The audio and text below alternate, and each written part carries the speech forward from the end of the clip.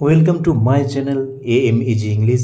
Subscribe for this channel for English grammar, writing and vocabulary. Hello friends, আজ আমরা জেনে নেব join into a simple sentence by using nominative absolute অর্থাৎ nominative absolute দ্বারা কিভাবে simple sentence এ join করা হয় আমরা জেনে নেব। দেখো এই nominative absolute দ্বারা জয়েন করার জন্য তোমাকে ফার্স্ট nominative absolute সম্পর্কে জেনে নিতে হবে। এই নমিনেটিভ অ্যাবসোলুট সম্পর্কে ডিটেলড ডিসকাশন একটি ভিডিওতে করা আছে, ভিডিওটি তোমরা দেখে নেবে, তাহলে তোমরা সহজে বুঝতে পারবে যে নমিনেটিভ অ্যাবসোলুট কী। এখানে তোমাদের জন্য আমি সংক্ষেপে বলে দিচ্ছি জয়েন করার জন্য যে নমিনেটিভ অ্যাবসোলুট কী। এক্সাম্পলটাই দেখো, the sun having risen, the fog dispersed, সূর্য উদিত হয় কুয়াশা সরে গেল। এখানে দ্য সান হ্যাভিং রাইজেন এটি নমিনেটিভ অ্যাবসোলুট। কেন নমিনেটিভ অ্যাবসোলুট দেখে নাও, কারণ এর নমিনেটিভ অ্যাবসোলুটের ফিচার্সটা দেখে নাও, তাহলে বুঝতে পারবে। It is an absolute phrase. Nominative absolute কি? এটি একটি অ্যাবসোলুট ফ্রেজ। অ্যাবসোলুট ফ্রেজ মানে কি? একটি স্বাধীন ফ্রেজ, অর্থাৎ মূল সেন্টেন্সের সঙ্গে গ্রামাটিক্যালি কানেক্টেড থাকে না, যুক্ত থাকে না। এটা এই জন্য কি অ্যাবসোলুট ফ্রেজ বলা হচ্ছে। এখানে যেমন দেখো, দ্য সান হ্যাভিং রাইজেন এটি নমিনেটিভ অ্যাবসোলুট। এখানে the fog dispersed main sentence, এখানে মেন সেন্টেন্সের সঙ্গে দেখো যুক্ত নেই। সূর্য উদিত হয় কুয়াশা সরে গেল। এখানে দ্য সান হ্যাভিং রাইজেন এটি কমা দ্বারা দেখো পৃথক করা আছে মূল সেন্টেন্স থেকে। It gives extra information about the main sentence. এটি মনে রাখবে মেন নমিনেটিভ অ্যাবসোলুট কী করে? মেন যে ক্লজ বা মেন সেন্টেন্স সম্পর্কে এক্সট্রা ইনফরমেশন অর্থাৎ অতিরিক্ত তথ্য দেয়। এখানে যেমন কি তথ্য দিচ্ছে দেখো, the sun having risen the fog dispersed. এখানে main sentence the fog dispersed, কুয়াশা সরে গেল কখন? সূর্য উদিত হয়, অর্থাৎ টাইম বোঝাচ্ছে বা একটা ঘটনা বোঝাচ্ছে যে কোন ঘটনার জন্য কুয়াশা সরে গেল। দ্য সান হ্যাভিং রাইজেন অর্থাৎ একটা সময় বোঝাচ্ছে যে সূর্য উদিত হয়, কুয়াশা সরে গেল। It is separated from the main sentence with a comma. এখানে দেখো মেন সেন্টেন্স থেকে কমা দ্বারা কিন্তু এটি কি থাকে না, পৃথক থাকে, মনে রাখবে।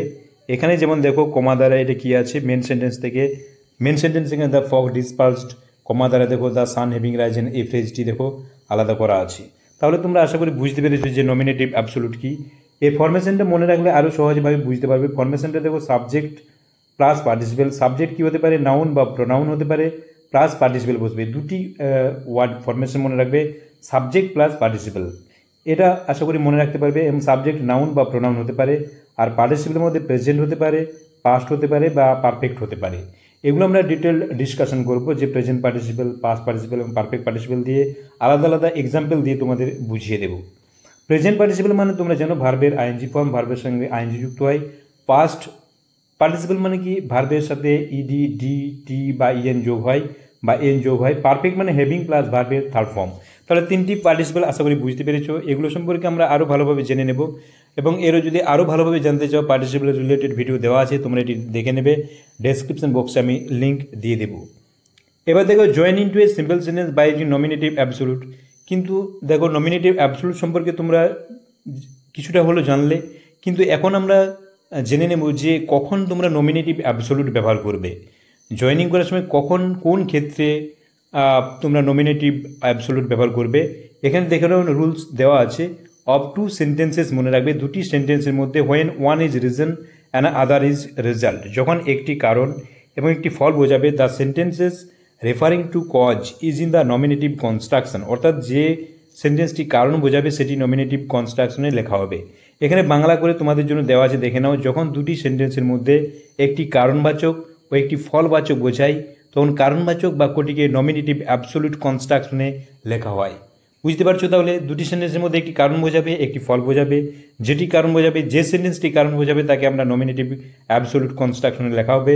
অর্থাৎ এই ফরমেশন লেফট সাইডে দেখো সাবজেক্ট প্লাস পার্টিসিপেল স্ট্রাকচারে লেখা হবে। এখানে একটি এক্সাম্পল, এবং আরেকটি জিনিস মনে রাখবে, টু সাবজেক্টস আর ডিফারেন্ট। এই নমিনেটিভ অ্যাবসোলুটের ক্ষেত্রে আমরা কখন আরেকটি জিনিস আমরা দেখে নেব যে দুটি সাবজেক্ট কিন্তু আলাদা আলাদা হবে। এখানে এক্সাম্পল দেখো, দ্য সান রোজ, সূর্য উঠলো, দ্য ফগ ডিসপার্সড, কুয়াশা সরে গেল। এখানে দেখো একটি কারণ বোঝাচ্ছে, কেন কুয়াশা সরে গেল? কুয়াশা সরে যাওয়ার কারণ হচ্ছে দ্য সান রোজ, সূর্য উঠল।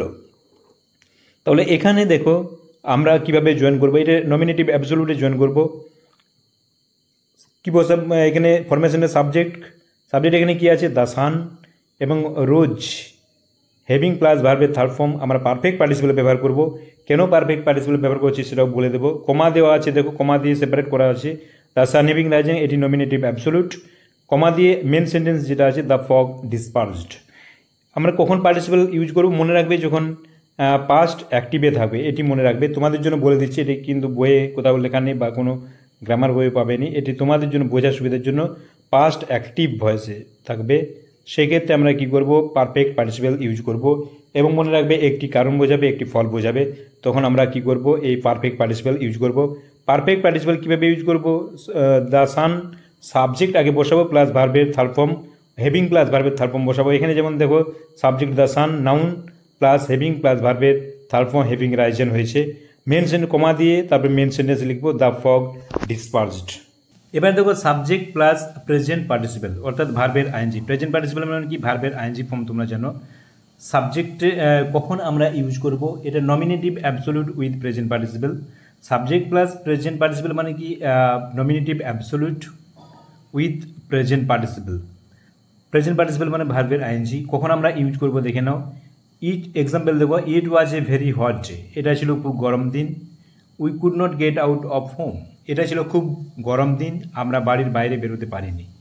এখানে দেখো মনে রাখবে যে যখন বি ভার্ব থাকবে, অ্যামিজার বা ওয়াজার থাকবে প্লাস নাউন থাকবে, সেক্ষেত্রে আমরা কি করব না সাবজেক্ট প্লাস প্রেজেন্ট পার্টিসিপেল ব্যবহার করব। এখানে দেখো সাবজেক্ট দুটি আলাদা, ইট এবং উই। তাহলে আমরা কি করব, সাবজেক্ট কি আছে ইট, এখানে প্রনাউন, তোমরা যেন নমিনেটিভ অ্যাবসোলুট নাউন বা প্রনাউন হয় সাবজেক্ট। তাহলে কি হবে ইট, এবার ওয়াজ, এটা কি হয়ে যাবে বিং, তোমরা যেন আইএনজি যোগ করলে কি হবে being, present participle. It being a very hot day, comma দিয়ে এটিকে কি, যেহেতু nominative absolute it being a very hot day, তাই এটিকে কমা দিয়ে দেখো। তারপরে আমরা মেন সেন্টেন্স বসাবো, we could not get out of home. We could not get out of home এটি মেন সেন্টেন্স। দেখো কমা দিয়ে নমিনেটিভ অ্যাবসোলুটকে আলাদা করা হয়েছে। It being a very hot day এটি নমিনেটিভ অ্যাবসোলুট। তাহলে আমরা সিম্পল সেন্টেন্সে কীভাবে জয়েন করলাম বুঝতে পারছো। আরেকটি এক্সাম্পল দেখে নাও, the children were playing outside, the house was quiet. শিশুরা বাইরে খেলা করছিল, বাড়িটি এজন্য নিস্তব্ধ ছিল। তাহলে এখানে দেখো চলমান কাজ, তোমরা জানো যে গোয়িং অন কাজ অ্যাকশন বোঝাতে, গোয়িং অন অ্যাকশন বোঝাতে কিন্তু প্রেজেন্ট পার্টিসিপেল ইউজ হয়। তাহলে এখানে সাবজেক্ট প্লাস প্রেজেন্ট পার্টিসিপেল। এখানে দেখো সাবজেক্ট দুটি আলাদা ডিফারেন্ট। এখানে আমরা কি করব, দ্য চিলড্রেন, সাবজেক্ট কী আছে দ্য চিলড্রেন নাউন, এবং ভার্বের আইএনজি ফর্ম কী আছে প্লেয়িং, ওয়ার উঠে যাবে, কারণ আমরা জানি সাবজেক্ট প্লাস ভার্বের আইএনজি ফর্ম বসবে এখানে প্রেজেন্ট পার্টিসিপেলে। The children playing outside, comma দিয়ে এটিকে নমিনেটিভ অ্যাবসোলুট, কমা দিয়ে কী করবো, the house was quiet. Main sentence হচ্ছে দ্য হাউস ওয়াজ কোয়াইট, আর দ্য চিলড্রেন প্লেয়িং আউটসাইড এটি নমিনেটিভ অ্যাবসোলুট। এটি সিম্পল সেন্টেন্সে জয়েন করা হলো নমিনেটিভ অ্যাবসোলুট দিয়ে। আবার দেখো weather may permit, weather permit করতে পারে যদি মানে ভালো হয় বা অনুমতি দেয়। We will go for a picnic, আমরা পিকনিকে যাব। এটা দেখো প্রেজেন্ট পার্টিসিপেল আমরা ইউজ করব যদি ওয়েদার ভালো হয়, তাহলে ওয়েদার পারমিটিং, কমা দিয়ে কী লিখবো, মেন সেন্টেন্স যেটা we will go for a picnic. তাহলে তোমরা বুঝতে পারছো যে কখন আমরা প্রেজেন্ট পার্টিসিপেল ইউজ করব, যখন প্রেজেন্টে কোনো চলমান কাজ বোঝাবে বা বি ভার্ব থাকবে, বি ভার্ব প্লাস নাউন থাকবে, সেক্ষেত্রে আমরা কি করব, present subject plus present participle use করব, অর্থাৎ nominative absolute with present participle use করব। এবার দেখে নাও formation, subject plus past participle, অর্থাৎ nominative absolute with past participle. Past participle দিয়ে কীভাবে আমরা জয়েন করব, সাবজেক্ট প্লাস পাস্ট পার্টিসিপেল দিয়ে কীভাবে জয়েন করব। পাস্ট পার্টিসিপেল মানে দেখে নাও কী কী ভার্বের সাথে ডি যোগ হতে পারে, ইডি যোগ হতে পারে, টি যোগ হতে পারে, ইএন বা এন, অর্থাৎ ভার্বের ডি, ইডি, টি, ইএন বা এন ফর্ম। এটা মনে রাখবে যে পাস্ট পার্টিসিপেল আমরা কখন ইউজ করব, তোমাদের বলে দিচ্ছি, এটি কোনো বইয়ে পাবেনি তোমরা। এটা পেসিভ, পাস্ট পেসিভ মনে রাখবে। পাস্ট পেসিভ থাকলে আমরা পাস্ট এই nominative absolute with past participle use করব, মনে রাখবে। পাস্ট পেসিভ থাকলে আমরা কি করব, সাবজেক্ট প্লাস পাস্ট পার্টিসিপেল বসাবো। এক্সাম্পল দেখো, দ্য ওয়ার্ক ওয়াজ কমপ্লিটেড, কাজটি শেষ হয়েছিল। The team left for the day, team সেদিনের মতো কি করলো, চলে গেল। এটিকে আমরা পাস্ট পার্টিসিপল, তাহলে দ্য ওয়ার্ক, এখানে সাবজেক্ট কী আছে, the work noun, the work এবং ভার্বের ইডি ফর্ম কমপ্লিটেড, ডি বা ইডি ফর্ম বা টি ইএন বা এন ফর্ম হতে পারে। কমপ্লিটেড, দ্য ওয়ার্ক দেখো এই কমপ্লিটেডটা এখানে বসাবো, the work completed noun plus ভার্বের পাস্ট পার্টিসিপল ফর্ম, এখানে the work noun, completed past participle form. The work completed comma দিয়ে দেখো মেন সেন্টেন্স অর্থাৎ সেকেন্ড সেন্টেন্স কী আছে, the team left for the day. আবার দেখো the decision was made, they proceeded with the project. তোমরা বুঝতে পারছো কোন সেন্টেন্সের ক্ষেত্রে নমিনেটিভ অ্যাবসলিউট হচ্ছে, যেটি কারণ বোঝাচ্ছে। এখানে দেখো the decision was made, decision নেওয়া হলো। দে প্রসিডেড উইথ দ্য প্রজেক্ট, তারা প্রজেক্টটা নিয়ে এগোতে লাগলো। এখানে দেখো দ্য ডিসিশন ওয়াজ মেড এর প্যাসিভে আছে, সিদ্ধান্ত গৃহীত হলো বা সিদ্ধান্ত করা হলো। এখানে আমরা যে কারণ কোনটা, সিদ্ধান্ত নেওয়া হলো বলেই প্রজেক্টটা কী হলো, এগিয়ে গেল। এখানে ডিসিশন ওয়াজ মেড এটিকে আমরা নমিনেটিভ অ্যাবসলিউট করব কীভাবে, দ্য ডিসিশন এখানে নাউন আর ভার্বের পাস্ট পার্টিসিপল মেড আছে, মেড বসবে, ওয়াজ উঠে যাবে, কমা দিয়ে মেন সেন্টেন্স যেটা দে প্রসিডেড উইথ দ্য প্রজেক্ট এটা বসিয়ে দিলাম। তাহলে এটা কী হলো, সিম্পল সেন্টেন্সে জয়েন হয়ে গেল কি দ্বারা, nominative absolute with past participle. আবার দেখো dinner was served, the family gathered at the table, dinner পরিবেশন করা হলো, ফ্যামিলি টেবিলের চারপাশে জড়ো হলো, চারপাশে বসলো। এখানে দেখো ডিনার ওয়াজ সার্ভ প্যাসিভে আছে এবং কারণ বোঝাচ্ছে এটা। তাহলে আমরা কি করব, dinner noun, served past participle form ভার্বের, দ্য ডিনার শুধু লিখবো কি ডিনার সার্ভড কমা দিয়ে আমরা কি লিখবো, the family gathered at the table. তাহলে বুঝতে পারছো কীভাবে পাস্ট পার্টিসিপল ইউজ করছি, অ্যাবসলিউটের সাথে সাবজেক্ট প্লাস পাস্ট পার্টিসিপল, অর্থাৎ nominative absolute with past participle. এবার দেখো subject plus perfect participle, sorry এখানে আর হবে, এটা PERFECT, পারফেক্ট পার্টিসিপল সহযোগে কীভাবে সিম্পল সেন্টেন্সে জয়েন করবো। দেখো পারফেক্ট পার্টিসিপল মানে তোমরা জানো হ্যাভিং প্লাস ভার্বের থার্ড ফর্ম, এই হ্যাভিং প্লাস ভার্বের থার্ড ফর্ম অর্থাৎ participle, nominative absolute with participle আমরা কখন ইউজ করব, যখন মনে রাখবে যে পাস্ট অ্যাক্টিভ থাকবে, সেন্টেন্সটি পাস্ট অ্যাক্টিভে থাকবে এবং কারণ বোঝাবে, পাস্ট অ্যাক্টিভে থাকবে এবং কি বোঝাবে, কারণ, কজ, মনে রাখবে কজ বোঝাবে। সেক্ষেত্রে আমরা কি করব, পারফেক্ট পার্টিসিপল ইউজ করব, subject plus perfect participle. Example দেখো, the war ceased, the soldiers came back home, যুদ্ধ থেমে গেল, সৈনিকেরা বাড়ি ফিরে এলো। এখানে কারণ কি বোঝাচ্ছে, দ্য ওয়ার সিজড, যুদ্ধ থেমে গেল বলে সৈনিকের বাড়ি ফিরে এলো। তাহলে দ্য ওয়ার সিজড এই সেন্টেন্সটিতে আমরা নমিনেটিভ অ্যাবসলিউট গঠন করব। সাবজেক্ট কি আছে, দ্য ওয়ার, এখানে দ্য ওয়ার, হ্যাভিং প্লাস ভার্বের third form, having ceased, having plus ভার্বের থার্ড ফর্ম পাস্ট পারফেক্ট। এখানে ভার্ব কি আছে, সিজড, এখানে ভার্ব সিজড আছে, সিজড বসে যাবে। তাহলে the war having ceased comma দিয়ে আমরা কি করব, মেন সেন্টেন্স কি আছে, the soldiers came back home. তোমরা মনে রাখবে যে সবসময় কারণ বাক্য, যে বাক্যটা কারণ বোঝাচ্ছে সেই বাক্যটাতে আমরা কি করব, নমিনেটিভ অ্যাবসলিউট গঠন করব।